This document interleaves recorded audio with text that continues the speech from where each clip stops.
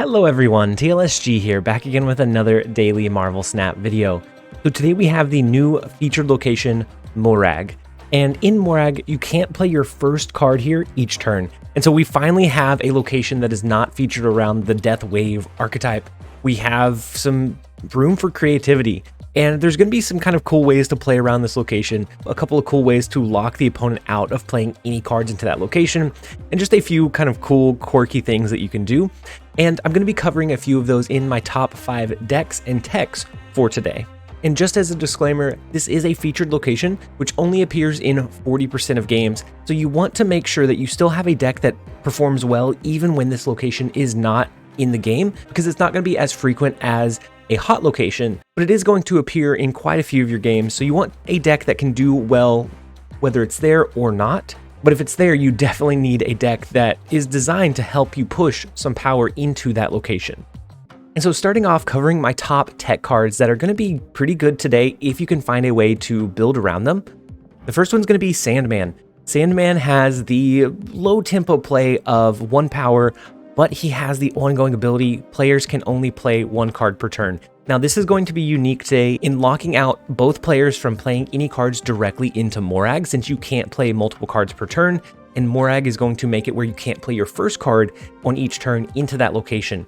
So if you can use this card and build it around cards that impact multiple lanes or go wide, so something like a Claw or a Dr. Doom, then you can find a way to win Morag for a very low power total. And then similarly, I think Spiderman is going to see some additional play today. If you can lock down one of the 2 locations that are not Morag through either clogging up their board or by dropping something like a Storm on 3, you can drop Spiderman on 5, and that is going to lock the opponent from playing any cards on that last turn. So then you can position your cards in a way to make sure that you have the winning play on that last turn, and it's going to force a lot of retreats today.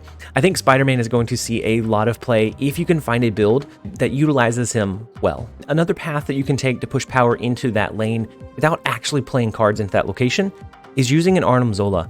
If you use an Arnim Zola, you can destroy one of your big plays in one of the other 2 lanes and then push that power into that other location.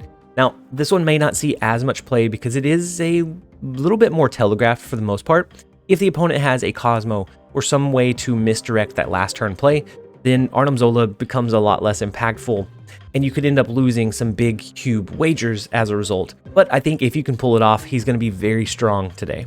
The next card I have on the list is Polaris. Polaris is a pretty strong 3-cost card in 5 power, and it has the on reveal of move an opposing 1 or 2-cost card to this location. And so with only having 2 locations to play easily or naturally into, I think Polaris is going to be very, very strong today. You can use this in combination with maybe Debris or maybe a Goblin and end up forcing the opponent into having a capped out 1 or 2 lanes, and then if they don't have any space to play into their base 2 lanes, they're not going to be able to push any more power into Morag, and I think by forcing them into clogging their board, you're going to take away a lot of their power potential. So I think Polaris is going to be very strong for today. And then a pick that I haven't featured on any of my top 5s, I think Ultron. I think Ultron is going to be phenomenal in a Patriot build, and as a way to push 4 cards into that last lane very, very easily.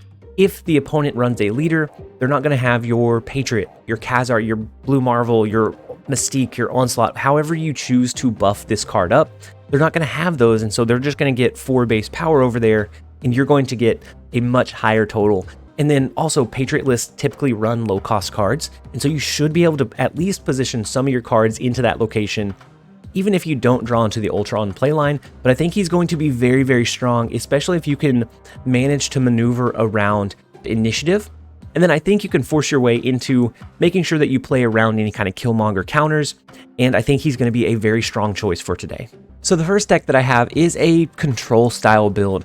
It is wanting to curve into a turn 3 Storm, into a turn 4 Jessica Jones, into a turn 5 Spider-Man to lock the opponent out of both locations that are not Morag, and then that allows you to play either multiple cards on the board on that last turn, some into Morag, some not, or you can just focus on finishing off and winning that location that you have locked down with Spider-Man. But by doing this combo, you're going to lock the opponent out of the game on turn 6, which, if you watch much of my content, you know that I really enjoy control style builds, but a lot of times they're not very good at cube gains.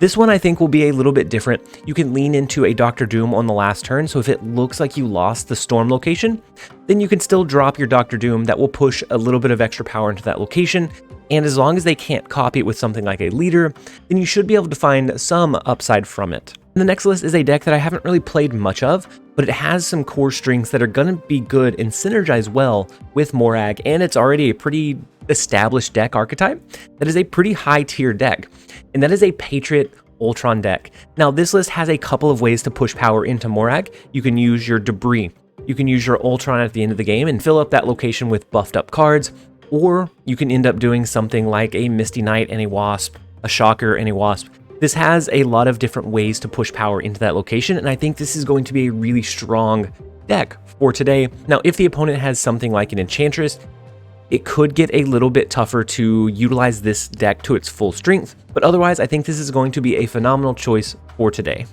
And then next up, we have something that I kind of got roasted whenever the card came out, and I said that this was a tier 1 deck, that it was busted, that it needed to be nerfed or adjusted, and that's a Bast Silver Surfer negative list. And this list is still very, very strong. If it doesn't get hit with a Leech, then it is almost unstoppable. You get more advantage out of your last turn play versus if they copy it with a leader, and you just have explosive power potential. If you hit your high roll of Mr. Negative, then you can push a lot of power onto the board. Now, the reason I have this list in my top 5 is because if you get that Mr. Negative, or even if you curve into a couple of your lower cost cards, you can always drop at least one card, and if you can drop even just Brood into Morag, that is a huge power push for that location. This one also uses Mr. Negative, which could invert your cards to give you a couple of free or low cost cards, so you can flood multiple onto the board. And then we also have Sera in this list to discount our cards, and so then on the last turn, we should always be able to drop at least 2 cards onto the board to position some power into that location, and I think it's going to take less power in that location to win it today because of the restriction that the location has. Now, if you don't have Bast, you haven't spent the tokens on it, that's perfectly fine. This list is going to be a pretty decent alternative. It uses a couple of ways to lock down the opponent from playing cards into key locations. Now, it does run Juggernaut. You may take Juggernaut out for another 3-cost card today. Something like a Thor could enable you to play multiple cards onto the board and still get the benefit from the 3-cost slot. Or you could do something like Punisher, because having one location restricted from dropping very many cards is going to encourage those other 2 locations to be pretty full. Now, you could also keep Juggernaut in and use it as an angle to drop him into Morag to push any cards that the opponent plays into that location out. You could use it as a way to defend your storm lane, and it may be a decent idea to keep him in. It just depends on what you're seeing and what you're struggling with if you sub this one out.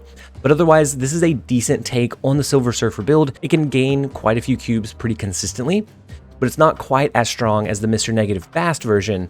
But I think if you don't have Bast, this is another great alternative. And then next we have the list that I continue to push because I really enjoy a counter style play. Being able to take whatever the opponent plays and turn it on its head and make it not as advantageous for them. And this list aims to do that. I call this list Don't Count Me Out, and it has counterplays to a lot of various situations. You're going to be able to push quite a bit of power onto the board with your Sentinel, which should allow you to push a little bit of power into Morag. And then on the last turn, if you get your Sera, you can do your Shang-Chi and Enchantress, or your Shang-Chi and Killmonger, or just Shang-Chi and then a couple of other power cards to continue to push power onto the board. And if you do something like a Nova and a Mysterio, then you should be able to push the real Mysterio into Morag with the cheap cards that this deck runs in combination with your counter cards. It should be a solid choice for you to be able to push some power into Morag and take out any strong plays that the opponent pushes into the other 2 lanes, because if they're stacking any large high power cards, then you can counter that with something like a Shang-Chi. And similarly, I think a Khazar Zoo deck is going to try to creep its way back into this location. And for me, it's just a little bit too counterable from a Killmonger, and so this deck also includes one of those. So if your opponent sneaks a lot of 1-cost cards over in that location, you can destroy them with your Killmonger. And then lastly, we have one that I feel just bad about.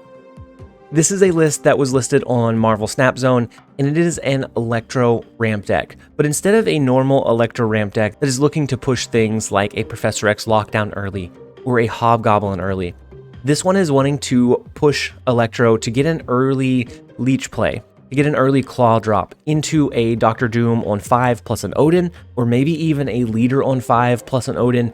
This one takes the negatives that we're seeing in the meta and just duplicates them. And so this one I think should be a pretty strong list. I just can't bring myself to run it very much because of the Leech and leader. But if you don't have a very deep collection, this may be one of your only answers to countering those big, strong decks that you don't necessarily have access to. Now, this one is going to be good at pushing power into all 3 lanes.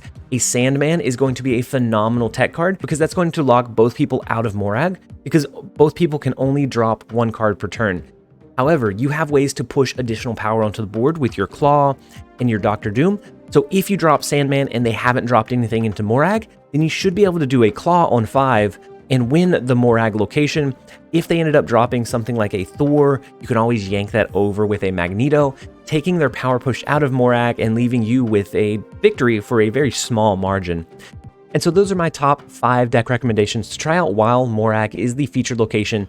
If you see something else on the ladder, if you take any of these decks and kind of change it to make it your own, please let me know in the comments down below. I love seeing how you take these and adapt these and how they're working out for you. And as always, I hope that you guys enjoyed the video. This has been TLSG. Later, guys.